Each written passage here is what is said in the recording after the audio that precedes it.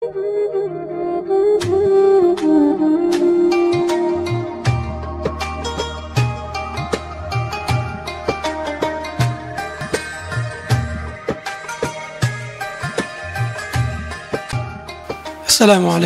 warahmatullahi wabarakatuh. Alhamdulillah rabbil alamin.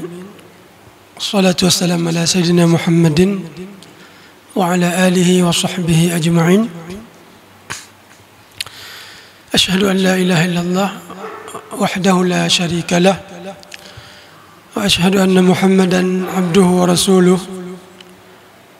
wa safiyuhu min khalqihi wa habibuh. Addal amanata wa ballagha ar-risalah wa kashafa Allahu bihi al-ghummah. Lailuha kanahariha la yazighu anha illa halik. Allahumma ijma'na bihi kama amanna bihi wa lam nara warzuqna hawdah wasqina min yadihi syarifati syurbatan la nadma'u ba'daha abada. Allahumma amin. Hadirin sidang jamaah salat subuh yang dirahmati Allah. Sembari kita beriktikaf dan berzikir kepada Allah, teringat saya tentang peristiwa Haji Wada. Rasulullah sallallahu alaihi wasallam melakukan Haji Wada pada tahun ke-10 Hijriah. Kemudian ada beberapa pesan yang beliau sampaikan di Haji Wada.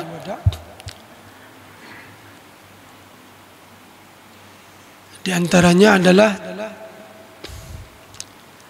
pesan untuk menjaga harta sesama muslim, kemudian pesan menjaga jiwa, ya, tidak saling membunuh, kemudian pesan menjaga kehormatan orang lain, kemudian menjaga wanita, kemudian pesan untuk mengembalikan pelaksanaan ibadah haji sebagaimana dilaksanakan oleh Nabi Ibrahim, karena dulu bangsa Arab pelaksanaan ibadah hajinya digeser-geser, kadang di bulan Dzulhijjah, kadang di bulan Dzulqa'dah, kadang di bulan Ramadan, karena setiap tahunnya digeser menjadi 11 hari. Kemudian pesan untuk berhati-hati pada saat munculnya Dajjal, sebagaimana diceritakan pada pertemuan pengajian subuh Sabtu kemarin oleh Dr. Samsul Bahri. Hadirin sedang jemaah yang dirahmati Allah, pada saat Rasulullah melakukan Haji Wada, ada satu perbuatan yang beliau lakukan selesai pelaksanaan ibadah haji. Apa perbuatan yang beliau lakukan itu? Yaitu beliau datang ke sumur Zam-Zam dan minum air Zam-Zam.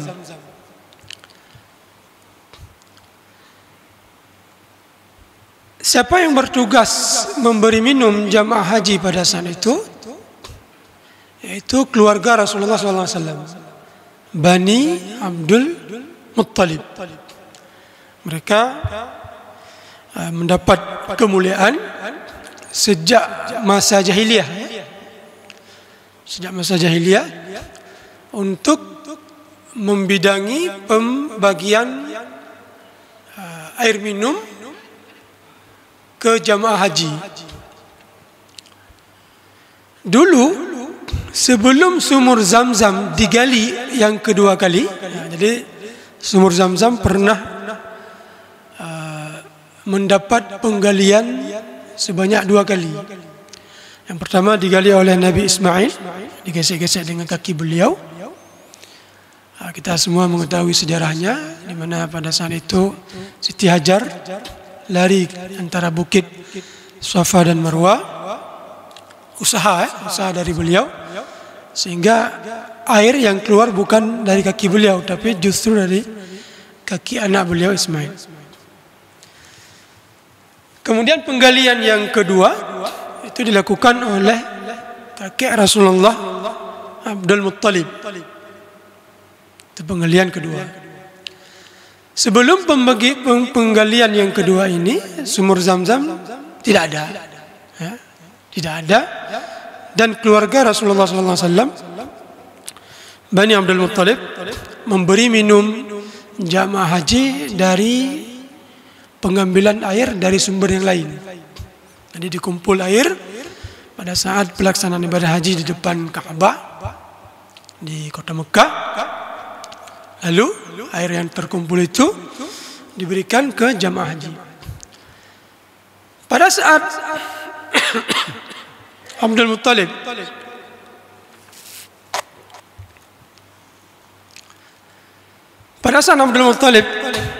menjadi penguasa kota Ka'bah, kota Mekah, maka di suatu malam Abdul Muttalib tidur di Hijr Ismail. Ya, kita semua yang sudah pernah berangkat umrah atau haji, kita melihat bentuk Ka'bah itu ada little U gitu, sedikit ya, di bagian salah satu sisinya ya. Kalau di pojok ini Hajar Aswad, di sini makam Ibrahim, bagian ini ada bentuk bulat. Itu juga bagian dari Ka'bah.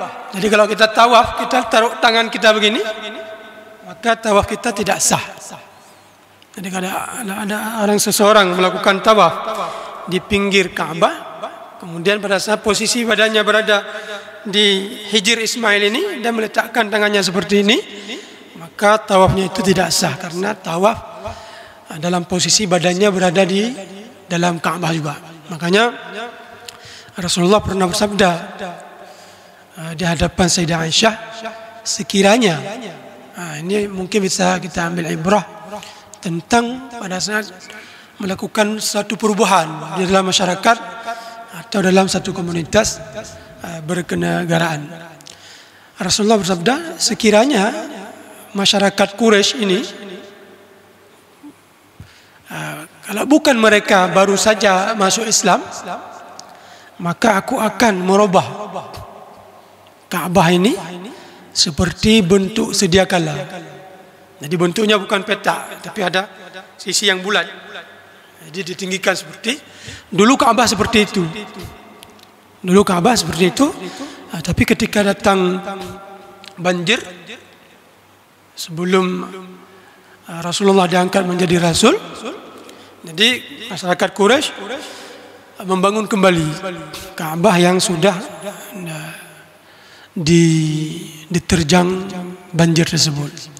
Maka ada bagian sisi yang tidak lengkap dibangun, jadilah 4 segi, ya, segi 4. Hadirin mati Allah. Kemudian Rasulullah minum air Zam-Zam tadi. Setelah kita kembali kepada Abdul Muttalib.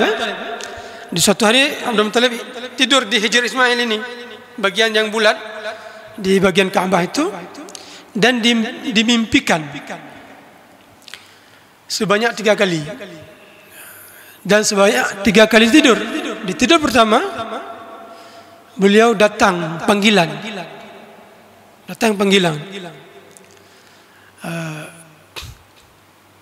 Kemudian panggilan itu berbunyi, pergi ke arah Barrah. Ya. Kata-katanya Barrah. Kemudian dalam mimpi itu Abdul Muttalib bertanya, "Wa ma Barrah?" Kemudian hilang dan terbangun dari tidur. Keesokan harinya bermimpi lagi. Pergi ke arah Madmunah. Kemudian Abdul Muttalib bertanya lagi, "Wa ma Madmunah?" Kemudian suara itu hilang lagi. Kemudian yang ketiga kali pergi bangun dan pergi ke Zamzam. Kemudian yang ketiga ini Abdul Muttalib bertanya, "Wa ma Zamzam?" Di situ dijawab, "Ma'un la yanzifu abadan wa la yuzam." Jadi air yang tidak pernah berhenti mengalir. Wa la yuzam, dan tidak pernah dicaci maki. Artinya selalu mengalir, selalu dapat diminum sehingga orang senang. Kemudian dikasih tahu tempatnya, ya. Inda qira'atil ghurabil asmam. Tempat itu berada di bekas kaki burung gagak, ya. Burung gagak yang kakinya putih. Jadi keesokan harinya Abdul Muttalib melihat tempat yang diisyaratkan itu dan melihat ada burung gagak yang kakinya putih. Kemudian diajaklah anak beliau yang bernama Harith. Pada saat itu dilakukan penggalian di malam hari supaya tidak dilihat oleh orang banyak, dan didapatkanlah sumur Zamzam yang pernah beliau dengar selama ini, tapi tidak pernah beliau tahu di mana posisinya. Setelah digali, datang kaum Quraisy, masyarakat Quraisy mengatakan kepada Abdul Muttalib, "Syarikna, ya. Ini kok sumur ini kami mengharap engkau memberi kongsi. Kami ikut bagian dalam proses pemanfaatan sumur ini." Kemudian Abdul Muttalib menjawab, "Tidak. Ini sumur ini saya gali dengan anak saya Harith, maka sumur ini menjadi hak saya. Karena selama ini yang bertugas yang pertama memberi minum masyarakat haji itu, jamaah haji itu keluarga beliau Abdul Muttalib. Kemudian di hari itu beliau dipertemukan dengan sumur Zamzam. Maka akhirnya terjadi perselisihan antara Abdul Muttalib dengan masyarakat Quraisy yang berakhir pada mahkamah. Di mana mahkamahnya? Ke seorang yang dianggap bijak di negeri Syam. Kemudian dalam perjalanan mereka berangkat ke negeri Syam, tiba-tiba mereka berhadapan dengan satu kejadian aneh.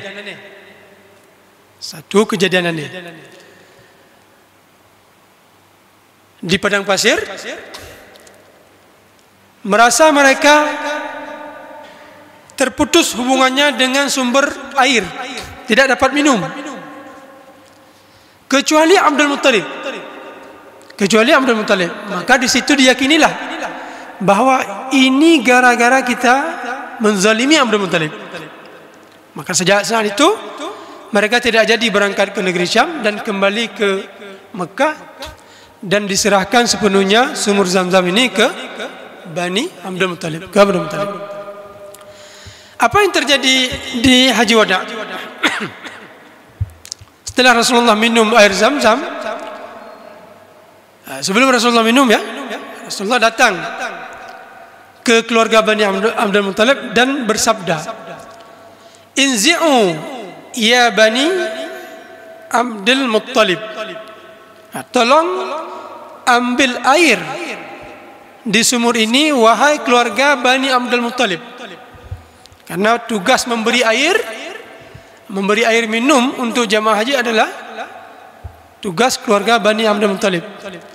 Wallahi, kata Rasulullah SAW, demi Allah, laula an yunazi'akumun nasu lanaza'tu ma'akum. Demi Allah, sekiranya masyarakat tidak berebutan mengambil air di sumur ini, aku akan ikut andil karena aku berada di keluarga Bani Abdul Muttalib, ikut andil untuk mengambil air memberi minum jamaah haji. Tapi aku tidak lakukan. Kenapa Rasulullah tidak lakukan?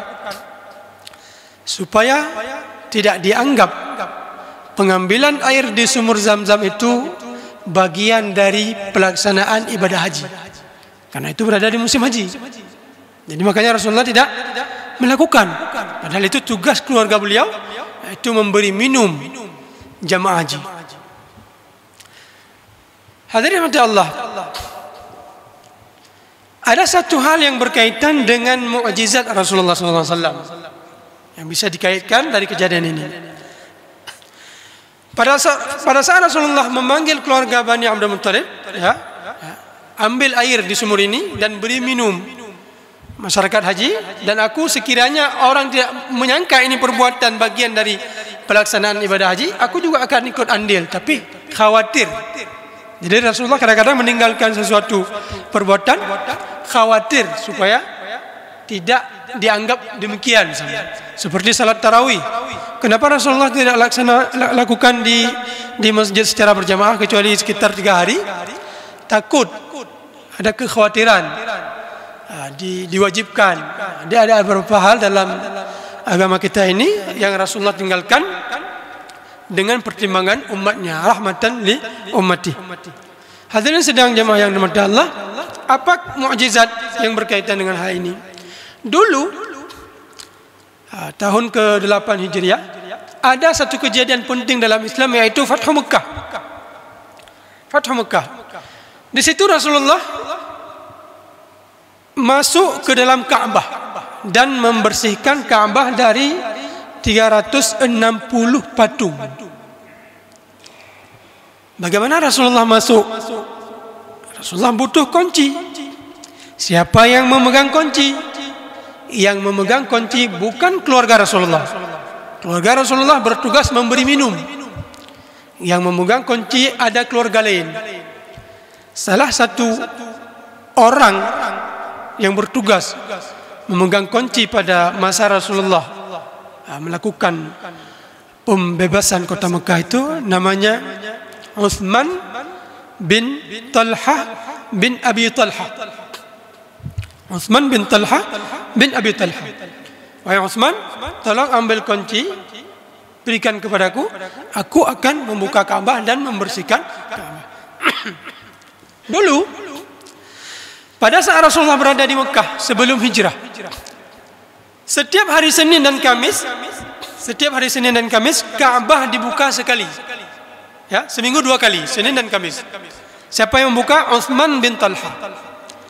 Rasulullah punya keinginan untuk masuk ke dalam Ka'bah. Punya keinginan untuk masuk ke Ka'bah, dihalau oleh Utsman bin Talha. Ron baik mendamong. Karena Ron beda agama kamu. Ya. Faraqta dina abaika. Engkau telah keluar dari agama nenek moyang kamu. Kemudian Rasulullah berkata kepada Utsman, "Ya Utsman, mungkin suatu saat kunci Ka'bah yang bak jarodronnya akan berada di tangan saya, dan saya akan memberikan kepada siapa yang saya sukai. Mungkin suatu hari kunci yang selamanya menjadi kebanggaan keluarga kamu, yang kamu pegang, yang kamu buka kapan keluarga kamu suka, suatu hari akan berada di tangan saya, dan saya akan menyerahkan kepada siapa yang saya sukai." Itu ucapan Rasulullah sebelum Rasulullah hijrah ke Madinah. Masih di Mekah, masih dalam kondisi lemah, masih dihalangi. Baik tamang Ron. Malah dalam riwayat itu disebutkan dikasari Rasulullah SAW. Kemudian si Utsman memperhatikan lama kelamaan kondisi Quraisy makin lemah. Ya, setelah Rasulullah hijrah ke Madinah. Kemudian setahun sebelum Fathu Mekah, beliau berangkat ke Mekah bersama 3 orang, yaitu Amr bin As, Khalid bin Walid, kemudian Utsman bin Talha, dan tanpa perjanjian bertemu di jalan, ya. Lalu sampai ke Madinah untuk masuk Islam. Kemudian setahun Kemudian, tak lama kemudian, beberapa bulan kemudian, terjadi Fathu Mekah. Di situ Rasulullah memanggil Utsman, "Ya Utsman, acime kunci keno." Ya, setelah diberikan kunci, lalu Rasulullah mengingatkan Utsman, "Ya Utsman, apakah engkau teringat dulu saya pernah berkata kepadamu bahwa suatu hari kunci ini akan berada di tangan saya?" Ya. Kemudian Utsman menegaskan kembali, "Asyhadu annaka Rasulullah." Beliau sudah masuk Islam, tapi menegaskan kembali, ya, "Asyhadu annaka Rasulullah." Betul. Apa yang Ron janjikan, apa yang Ron sampaikan, semua terjadi. Wa annaka Rasulullah. Kemudian setelah dibuka, datang Ali bin Abi Thalib, datang Abbas paman Nabi, "Ya Rasulullah, ijma' lana as-siqayata wal hijabah." Berikan kepada kami tugas kemuliaan. Itu yang pertama, yang memang sudah tugas kami, siqayah, memberi minum. Dan yang kedua, al-hijabah, menjaga Ka'bah. Menjaga Ka'bah. Rasulullah tidak. Tugas keluarga kita cuma memberi minum. Tapi tugas menjaga Ka'bah tetap saya berikan kepada orang yang berhak. Siapa yang berhak? Utsman bin Abi Talha. Panggil, "Hai Utsman, sekarang kunci memang sudah berada di tangan saya, tapi saya akan memberikan kembali kepada engkau. Akan memberikan kembali kepada engkau." Maka kunci itu akhirnya dipegang oleh Utsman bin Talha bin Abi Talha dan sepupu beliau yang namanya Syaibah bin Utsman bin Abi Talha. Ya, karena mungkin beliau ini berdua ini dianggap orang di dalam keluarga mereka yang layak, sehingga diserahkan kepada mereka berdua. Kemudian Utsman bin Talha bin Abi Talha berangkat ke Madinah. Karena Ka'bah ini berada di Mekah, maka kuncinya ini dipegang oleh sepupu beliau, yaitu Syaibah yang tadi dikasih oleh Rasulullah kepada mereka berdua. Syaibah bin Utsman bin Abi Talha, sepupu beliau. Dan sampai sekarang, ini sedang jemaah yang dirahmati Allah, yang menunjukkan mukjizat dari Rasulullah SAW, janji dari Rasulullah SAW. Karena Rasulullah pada saat memanggil Utsman dan Syaibah tadi, Rasulullah menegaskan, "Khudhuha, ambil amanah menjaga Ka'bah ini khalidatan, selama-lamanya, talidatan, selama-lamanya, la ya'khudhuha minkum illa zalim." Tidak ada yang merebut kunci penjagaan Ka'bah ini dari keluarga kalian kecuali dia orang zalim. Kecuali dia orang zalim. Dan sampai sekarang coba kita lihat berapa generasi kerajaan berganti di dalam Islam ini. Khulafa ar-Rasyidin, Bani Umayyah diganti dengan Bani Abbasiyah. Pergantian itu bukan dengan cara lemah lembut, ya, peperangan, pembunuhan. Kemudian apalagi Utsmaniyah. Sebelum Utsmaniyah ada Bani Mamalik, ada Ayyubiyah. Bahkan pernah direbut Hajar Aswad oleh satu kelompok namanya Karamitah. Tapi kunci Ka'bah ini tidak terlepas dari keluarga Bani Syaibah sampai sekarang. Sekarang kunci Ka'bah berada di tangan doktor generasi modern, ada doktor, ya, Doktor Salih bin Zainal Abidin bin Abdullah Asy-Syaibi, nisbah kepada Syaibah. Beliau guru besar di Universitas Ummul Qura. Dan beliau ketika ditanya oleh wartawan, "Kamu ini yang urutan keberapa memegang kunci Ka'bah?" Beliau menjawab, "Urutan yang ke-77." Jadi umur mereka panjang-panjang berarti. Ya? Beliau urutan yang ketiga, yang ke-77. Sekarang masih hidup. Sekarang beliau masih hidup. Proses penyerahan serah terima kunci ini dari generasi ke generasi itu dipegang oleh keluarga tertua. Maksudnya dalam keluarga itu siapa yang paling tua di kalangan laki-laki? Bukan yang kalau saya ayahnya nanti ke anak saya, tidak. Tapi siapa yang tertua di keluarga mereka diserahkan ke beliau. Kemudian meninggal beliau, cari lagi siapa yang tertua di keluarga itu. Dan SK-nya tetap dari raja. Ya, Raja Salman memberi SK bahwa sekarang kuncinya berada ke tangan si fulan. Nah, keluarga dari si fulan juga tidak pernah direbut oleh orang lain. Itu hadis dari Rasulullah tadi. Khalidatan talidatan. Yang ingin saya tunjukkan di sini apa? Mukjizat Rasulullah SAW. Yang pada saat beliau mengatakan demikian, begitulah kejadiannya sampai sekarang. Sedangkan pemberian minum, yang tadi yang saya mulai cerita ini dari minum, memberi minum jemaah haji. Apakah masih dilakukan oleh keluarga Bani Abdul Muttalib? Tidak. Kenapa? Karena Rasulullah tidak pernah menjanjikan pemberian minum ini kalian lakukan sepanjang selama-lamanya. Tapi penjagaan kunci Ka'bah ini, kunci Ka'bah ada 3 ya. Ada kunci bagian luar, ada kunci lagi di bagian dalam untuk naik ke atas. Itu disebut dengan Babut Taubah dalam. Ada kunci satu lagi, kunci makam Ibrahim. Kalau di pinggir Ka'bah itu ada antara multazam, antara bagian di sini, ini Hajar Aswad, ini di sini. Ada makam Ibrahim yang berwarna emas. Ada kuncinya untuk dibuka, dibersihkan. Mereka juga yang pegang. 3 kunci ini dipegang oleh mereka. Jadi keluarga Bani Abdul Muttalib sekarang tidak lagi berperan memberi minum. Siapa sekarang yang memberi minum jemaah haji? Yaitu keluarga kerajaan, ya, bukan keluarga kerajaan Arab Saudi yang ada sekarang.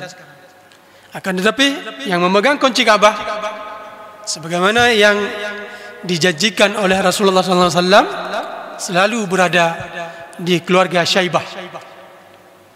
Ya, makanya nama beliau tadi siapa?